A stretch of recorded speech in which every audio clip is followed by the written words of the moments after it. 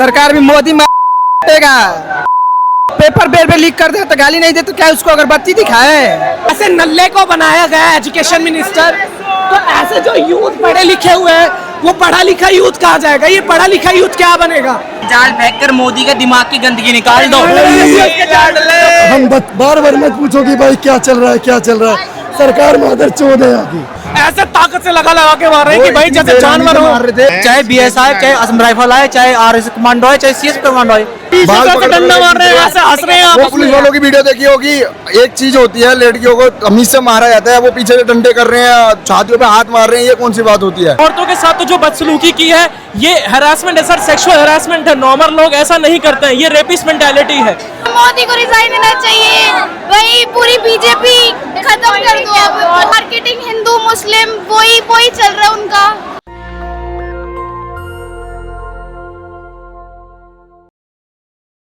तो ये तस्वीर देखिए भाई ये बता सकते हैं क्या इसका क्या है? ये मंकी डी लूफी है, वन पीस एनिमेशन, अगर आपने देखा हो।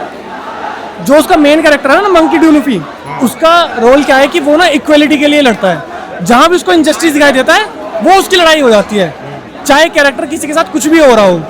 तो ये उसके सिंबल है कि जो इनजस्टिस होगा हम उसके साथ हैं जी। सुन तो ये देखिए, ये नई तरीके की चीजें भी देखने को मिल रही है क्योंकि युवा आ रहा है। क्या नाम है भैया? विनीत कुमार। क्या कहेंगे किस विषय में? ये जो प्रदर्शन चल रहा है, खबर आ रही है सूत्रों से कि बीएसएफ के जवान बुलाए जा रहे हैं बंगाल से, कश्मीर से। अब देखिए, जवान तो बुलाए जाएंगे, प्रोटेस्ट हो रहा है तो उसे कंट्रोल करने के लिए बुलाए जाएंगे। प्रशासन का जो काम है, प्रशासन जो करेगा वो करेगा, वो रोकने के लिए चाहे बीएसएफ बुलाए, देश की राजधानी दिल्ली में देश के युवा हैं, चाहे बीएसएफ, चाहे असम राइफल आए, चाहे आरएस कमांडो आए, चाहे सीएस कमांडो आए, वो तो बुलाएगा प्रोटेस्ट के रोकने के लिए। ड्यूटी दोनों करनी पड़ेगी ना। हम प्रोटेस्ट जो हो रहा है वो सही हो रहा है, गलत हो रहा है? प्रोटेस्ट तो सही है, किसी भी लोकतांत्रिक देश का हिस्सा है। चाहे कोई भी आए, फिर चाहे कोई भी, क्या फर्क पड़ता है? बताओ। तो गवर्नमेंट तो उसे रोकने के लिए तो एक्शन करेगी ना, गवर्नमेंट तो चाहेगी ना, कोई ना कोई एक्शन तो लेगी ना वो, चाहे बीएसएफ बुलाए, चाहे आर्मी बुलाए, चाहे सीएसएफ, चाहे यार गवर्नमेंट कैसे चालेगी? इस देश में लोकतंत्र है, लोकतंत्र। इस देश में राष्ट्रपति तक, सुनो मेरी बात, इस देश में राष्ट्रपति भवन तक गए प्रदर्शनकारी, नहीं पहुंच नहीं पाए ना। लोकतंत्र अभी नहीं भाई। कांग्रेस की सरकार में निर्भया में आपने देखा होगा, पूरा इंडिया गेट घेर रखा था। उस टाइम पे थी डेमोक्रेसी फुल। हाँ। अगर 2 दिन बैठे तुम अनशन पे, तीसरे दिन गवर्नमेंट आ गई कि क्यों बैठे हो? ऐसे बुलाना छोटी बात समझ रहे हो? अरे वही तो मैं कह रहा हूँ, उस दिन तुम 2 दिन हुए ना, पहले गन इस्तेमाल हुई है 20 तारीख, 2 दिन बैठ गए तो तीसरे दिन गवर्नमेंट आ जाती क्यों बैठे हो? लेकिन अब कितने दिन हो गए? 25 दिन हो गए, आई गवर्नमेंट पूछने, गवर्नमेंट रोकने आई है, सिर्फ डिटेन करने की। हाँ, क्यों कर रहे हैं हमारे खिलाफ, क्यों जा रहे हैं? बस इसके सिवा कुछ नहीं। क्या हुआ क्या नहीं हुआ? जो डिटेन हुए उनकी कुछ इन्फॉर्मेशन आ रही है? किस केस में क्या है क्या नहीं, कुछ नहीं पता भाई। तो दूसरी बात की पुलिस जवाबदेही नहीं है किसी चीज पे। पुलिस तो कह रही है हमने तो मतलब हल्का फुल्का वो जो डंडों में कीले लगा रखी थी वो हल्का फुल्का है। जो बच्चे इतने घायल हुए, खून निकले हैं, इलेक्ट्रिक शॉक दिया है, वो हल्का फुल्का है। अगर ये हल्का फुल्का है तो भारी क्या है, मुझे ये बताओ। एक आरएफ की जो मैम है जिनकी वीडियो वायरल, उन्होंने स्टोरी लगाई है, वो कह रही थी कि हमने जो नेम प्लेट निकाला है वो इसलिए निकाला क्योंकि गर्मी लग रही है, गर्मी लग रही है।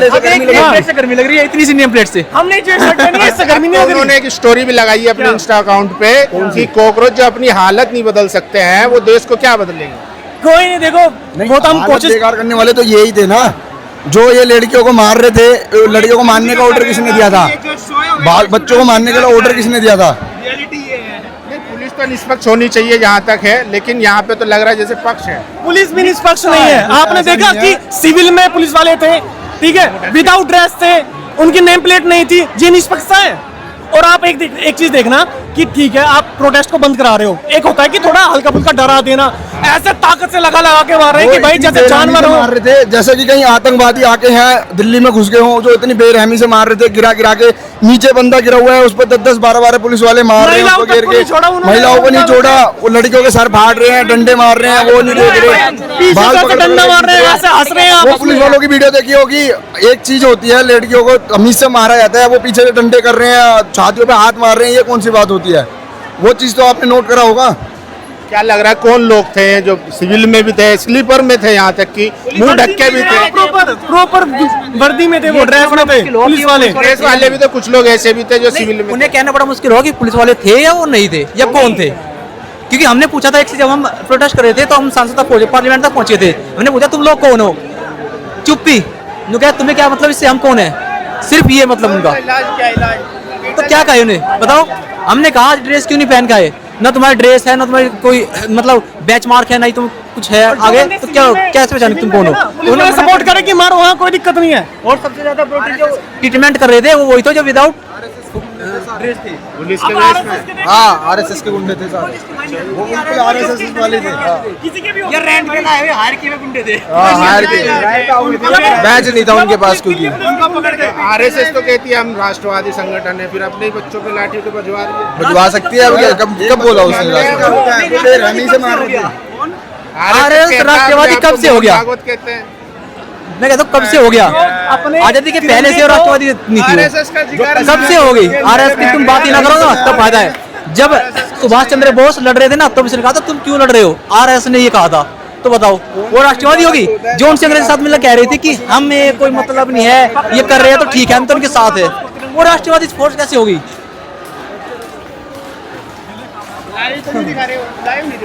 नहीं तो देखिए नाराजगी बहुत है, खासकर मीडिया को लेकर। जिस तरीके से मीडिया ने इस प्रदर्शन की जो कवरेज की है बहुत निगेटिव तरीके से, 30 दिन तक वो आया नहीं और 20 तारीख को जब आया तो उसने निगेटिव इमेज किया। क्या है भाई? जॉब कर रहे हैं, बहुत अच्छा। हम लोग आए हैं इस्तीफा लेने के लिए। अब खास करके शिक्षा मंत्री की ने, अब शिक्षा मंत्री की ने पूरी सरकार की इस्तीफा लेना चाहते हैं, जिस तरह, हाँ पूरी सरकार की इस्तीफा लेना चाहते हैं, जिस तरह की सरकार की बराबरता है, जिस तरह से हम लोग पे 20 तारीख को लाठी चलाया गया, अभी भी कमर दर्द कर रहा है, कमर पे 2-3 लाठी। आपको भी पड़ी थी लाठी? हाँ मेरे को भी पड़ी थी लाठी कमर पे, और देख देख के मारा जा रहा था, एकदम सिविल ड्रेस वाला जो था वो मुझे मारा है। अब पूरी सरकार की इस्तीफा लेनी है। क्या लग रहा है कौन थे सिविल ड्रेस में? सिविल में से ये बीजेपी और आरएसएस के गुंडे थे, ये कोई पुलिस से नहीं थे, एकदम आरएसएस का ये गुंडा ही था। एकदम पूरा लाठी ऐसे चलाते जैसे जानवर पे नहीं चलाई जाती है, उस तरह से लाठी चला रही थी ये। इसकी एक एक लाठी की जवाब देनी पड़ेगी। सर हमारा काम नहीं है ना ये ढूंढना कि कौन थे सिविल ड्रेस में, यूनिफॉर्म में क्यों नहीं, तो जो भी थे वो गुंडे। हमारा काम नहीं है ढूंढना, हमारा काम सवाल पूछना है। हम ये पूछते हैं कि आखिर तुम्हारे होते हुए, पुलिस के होते हुए सिविल ड्रेस में लोग कर क्या रहे थे, उनको इतनी पावर किसने दी कि वो सिविल ड्रेस में लोगों को मार सके। मेरी नाराजगी किसी एक पर्सन से नहीं है, मेरी नाराजगी सारे सेक्टर्स से है, मेरी नाराजगी गवर्नमेंट से है जिन्होंने पावर में रह के भी इतने सारे स्टूडेंट्स की आवाज़ को एक्नॉलेज नहीं किया। मेरी नाराजगी उन पत्रकारों से है जिन्होंने मेन स्ट्रीम मीडिया होने के बावजूद इतने बड़े प्रोटेस्ट को ठीक तरह से कवर नहीं किया। कवर किया तो अपना नैरेटिव पुश करने के लिए कि बच्चों ने यहाँ पे हुड़दंग किया, तोड़फोड़ की, जबकि लाखों बच्चे यहाँ पे एकत्रित हुए थे और किसी ने भी कोई भी ऐसा चीज़ नहीं किया जिससे हम ये कह सके कि ये बच्चे हुड़दंग करने आए थे, किसी गलत चीज़ को पुश करने आए थे। मेरी नाराजगी उन पुलिस वालों से भी है जिन्होंने अपने ऑर्डर फॉलो करते बच्चों पर लाठी तो बरसाई, पर एक चीज़ ये होती है, इंसानियत होती है कि अगर तुम लाठी मार रहे हो तो तुम्हारे कंट्रोल में है कितना जोर से मारने, कितना धीरे मारने, किसको मारनी है। तुम औरतों बच्चों पे इस तरह नहीं हमला करोगे जिस तरह तुमने 20 तारीख को हमला किया। छोटी छोटी बच्चों के सर फाड़े तुम लोगों ने, और औरतों के साथ तो जो बदसलूकी की है ये हरासमेंट है सर, सेक्सुअल हरासमेंट है। नॉर्मल लोग ऐसा नहीं करते हैं, ये रेपिस्ट मेंटालिटी है। और लास्टली मैं मानता हूँ कि कई ज़्यादा यहाँ पे एंटी सोशल एलिमेंट्स भी हैं, मैं गालियों का समर्थन नहीं करता हूँ, बट मैं उन सारे स्टूडेंट का समर्थन करता हूँ जो अपनी मांग करने आए हैं। सुधांशु त्रिवेदी ने कहा कि ये मुद्दा पॉलिटिकल क्यों है, अगर सिर्फ पेपर लीक की बात है तो यहाँ पे एंटी गवर्नमेंट नारे क्यों लग रहे हैं। एंटी गवर्नमेंट नारे क्यों ना लगे जब सरकार के हाथ में है सारी चीज़ें। जब हम मांग कर रहे हैं कि धर्मेंद्र प्रधान इस्तीफा दे, धर्मेंद्र प्रधान सरकार का हिस्सा है, सरकार कौन सी, मोदी सरकार का हिस्सा है, तो उनके खिलाफ क्यों ना हम नारे दें।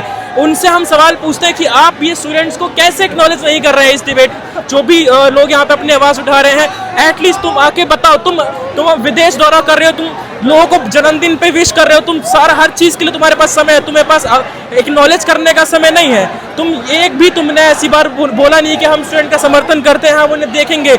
मणिपुर चलता रहा, सारी चीज़ें होती हैं और ये बहरे बन के बैठे रहते हैं कुर्सियों पे, कुर्सियाँ छोड़ना नहीं चाहते। बीजेपी नेता तो बल्कि यहाँ तक कह रहे हैं कि ये बी टीम है और ये फालतू के लोग हैं। मनोज तिवारी ने कल कहा कि ये बाहर सड़कों पर ले जाने की क्या जरूरत है। सर देखो, मनोज तिवारी को मैं एज अ नेता एक्नॉलेज नहीं करता हूँ, क्योंकि जो पर्सन अगर साथ के साथ इंडस्ट्री में भी काम कर रहा है और आलतू फालतू बयान दे रहा है मीडिया में आके, मैं उन्हें कंसीडर ही नहीं करता कि उनके पास इतनी पावर होनी चाहिए कि वो किसी रीजन को संभाल सके या कि इन मुद्दों पे अपने कमेंट दे सके। जैसे कि रवि किशन का भी रिसेंट मैंने इंटरव्यू देखा, उनके अकॉर्डिंग नीट कोई न्यूज़पेपर है, एक अखबार है जो लीक हो गया। कैसे देख रहे हैं? मतलब पहले सरकारें कम से कम एटलीस्ट सुन लिया करती थी, बातचीत किया करती थी, अब तो ऐसे ट्रीट किया जा रहा है कि जैसे ये देशद्रोही हो, दुश्मन हो, लिटरली। और बीजेपी के नेता कहते हैं कि इनको तो हमारे कार्यकर्ता देख लेंगे, और 20 तारीख को वो देखने को भी मिलता है। सर मेरा तो ये मानना है, चलो सारे स्टूडेंट देश का भविष्य सब एंटी नेशनल हैं, लेकिन एक पर्सन जिसने देश के लिए इतना कंट्रीब्यूट किया है, अपना 20 दिन भूखा, सर कोई नहीं रह सकता देश के लिए। क्या स्वार्थ है उस पर्सन का 20 दिन भूखा रहना? उसको भी एक्नॉलेज नहीं कर रहे हैं। एक्नॉलेज कर रहे हैं, पर्दों के पीछे से कर रहे हैं। बिना वर्दी के गुंडे भेजा जा रहे हैं, बच्चों को पीटा जा रहा है, रातों रात दिल्ली का कमिश्नर बदल दिया जाता है just to execute a mission की। सोनम वांगचुक को स्टेज से 2 दिन पहले उठा लिया प्रोटेस्ट। क्या मतलब बनता है इसका? उनकी बीवी को रिपोर्ट नहीं दी जाती, उनकी सोनम वांगचुक को हॉस्पिटल से नहीं निकाला जाता है। ये इनका क्या हक बनता है किसी को डिटेन करने का इस तरह से? कल राहुल गांधी पीएम आवास के बाहर जो है धरने पर बैठे, तो निशिकांत दुबे जो सांसद हैं वो कह रहे हैं कि देखो इनकी वजह से मेरे बच्चे का एग्जाम लेट हो गया, एग्जाम था लेट पहुंचे हूँ। सर देखो, मैं वही कहूंगा कि मैं किसी भी पॉलिटिकल पार्टी पे कमेंट नहीं करूंगा। मैं नहीं चाहता कि कोई भी नहीं, जो निशिकांत दुबे कह रहे हैं कि मेरे बच्चे का एग्जाम पहुंचना लेट हो गया, तो उनको इतना दर्द हुआ, लेकिन ये तो महीनों से यहाँ बैठे हुए हैं, सर तब वो नहीं बोलते हैं। सर वही बात है ना कि आपके एक बेटे का एग्जाम लेगा, देश के इतने सारे बेटे बेटियों का एग्जाम कैंसिल हो गया, कई लोगों की जान चलेगी, 20 लोग आत्महत्या कर ली। सर उनका अकाउंटेबिलिटी कौन लेगा? 25 लोग जिन्होंने आत्महत्या की, जिन्होंने सुसाइड किया, वो टीनेज बच्चे 18 साल के, 19 साल के, 20 साल के, जिन्होंने क्या किया, नीट की प्रिपरेशन की। अब एक बात बताइए, गरीब घर का बच्चा जिसके माँ बाप उसे लोन लेके नीट की प्रिपरेशन करा रहे हैं, क्या वो अब पढ़ने का भी उसको अधिकार नहीं रहा? पढ़ने का अधिकार भी वो खो चुका है। ये मौलिक अधिकार होते हैं जो कि हमारे अपने होते हैं।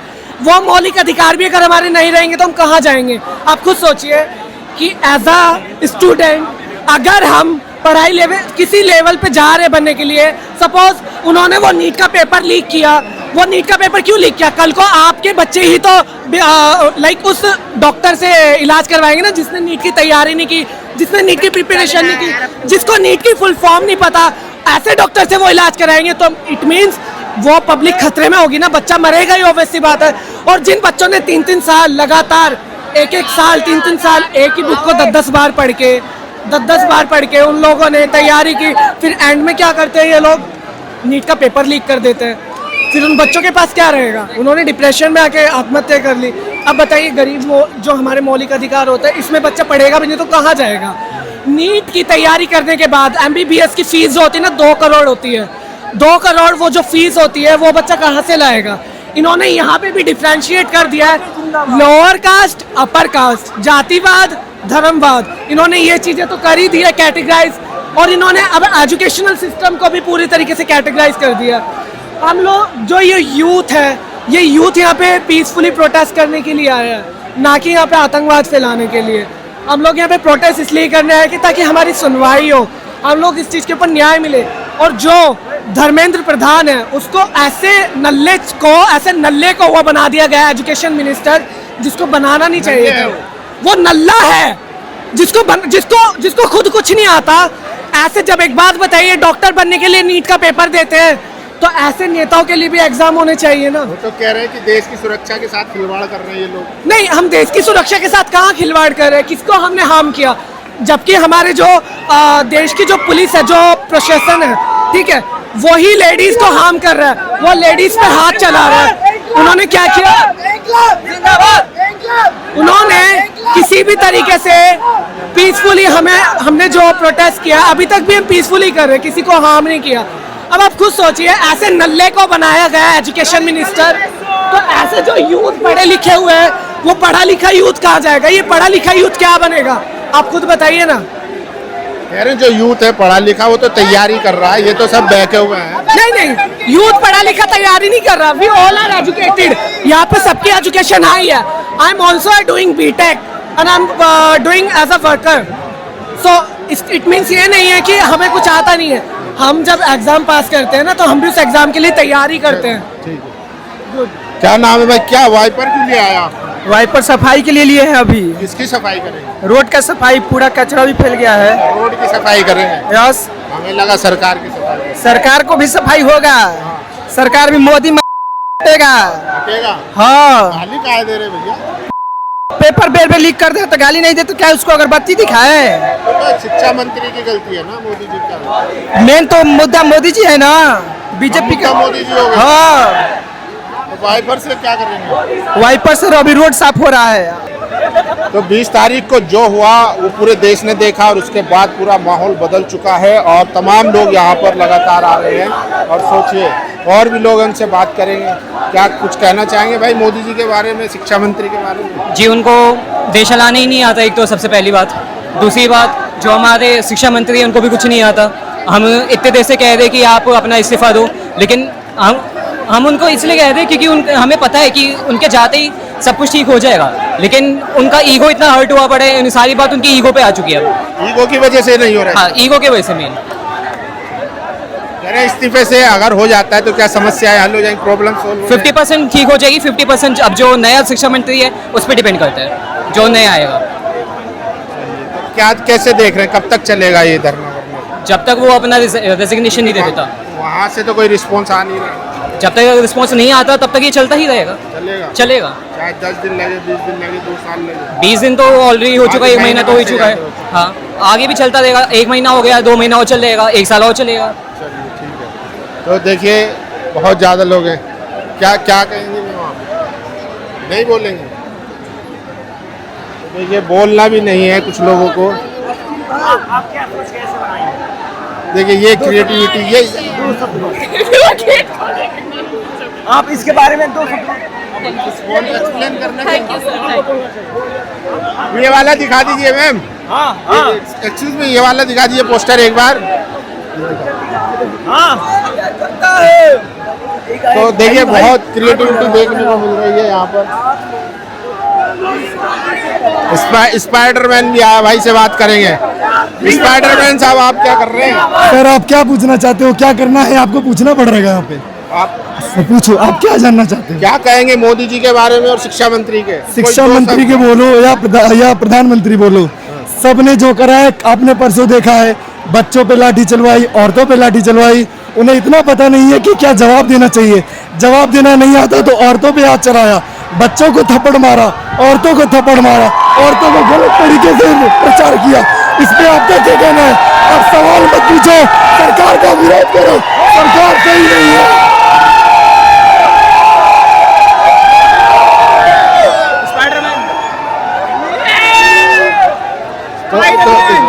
सरकार को विरोध करना है बच्चों का तो जवाब दे के विरोध करे। लाठी जाल फेंक कर मोदी के दिमाग की गंदगी निकाल दो। हम बच्चे हैं, बच्चों के जैसा ही काम कर सकते हैं। सरकार को अगर सरकार चलाना नहीं आता तो कृपया किसी और से सीखे, इस्तीफा दे दे। बच्चे कहे जा रहे हैं इस्तीफा दे दो भाई दे दो। मैं इतना ही कहना चाहूंगा। अगर कोई न्यूज रिपोर्टर पूछ रहा है कि यहाँ क्या हो रहा है तो भाई तुम क्यों पूछ रहे हो? इन लोगों से पूछो कि अपना कोई ओपिनियन दे। बार बार मत पूछो कि भाई क्या चल रहा है, क्या चल रहा है। सरकार में तो देखिए नाराजगी है सरकार से भी और मीडिया से भी। मीडिया ने जिस तरीके से रिपोर्टिंग की है और देखिए वॉलंटियर भी लगे हुए हैं, लगातार सफाई कर रहे हैं ताकि यहाँ पर साफ सफाई का ख्याल रखा जा रहा है। देखिए कुछ और लोग यहाँ जब बात करेंगे, कुछ लोगों से बात करेंगे। देखिए बहुत ज़्यादा भीड़ है। देखिए सामने दिल्ली पुलिस है जिन्होंने परसों लाठियाबाजी थी, आज यहाँ पर कॉकरोच है। तो एक बार फिर आमना सामना हो चुका। देखिए दिल्ली पुलिस के सामने जो है वो पूरी तरीके से खड़े हुए हैं और ये तस्वीरें दिखा रहे हैं हम पुलिस को जो है वो।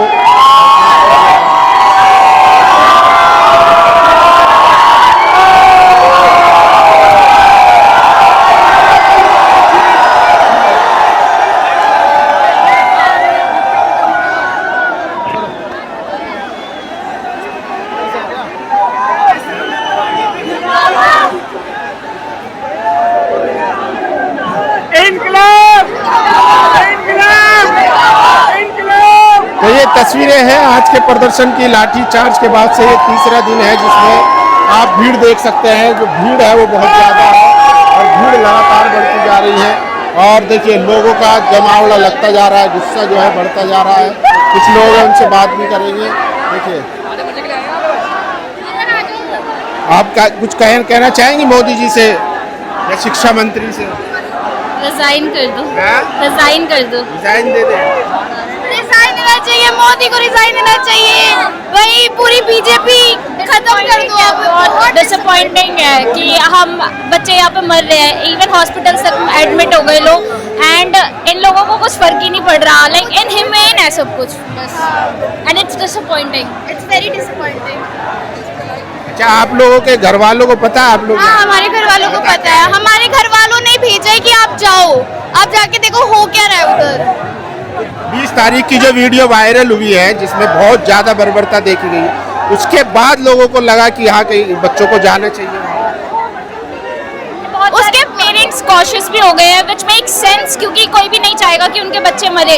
तो एक बार को गवर्नमेंट को ये भी सोचना चाहिए कि आप इतना इनह्यूमेन कैसे हो सकते हो कि आपके पेरेंट्स कॉशियस हो रहे हैं। जो लोग हमें सर्व करने चाहिए उन्हीं लोगों से, कि यहाँ पे लड़कियां असॉल्ट हो रही है, लोग हॉस्पिटल में एडमिट हो रहे हैं, तो like I don't know, it's just inhumane, मतलब एक आई डोंट नो, लाइक बस बेकार है।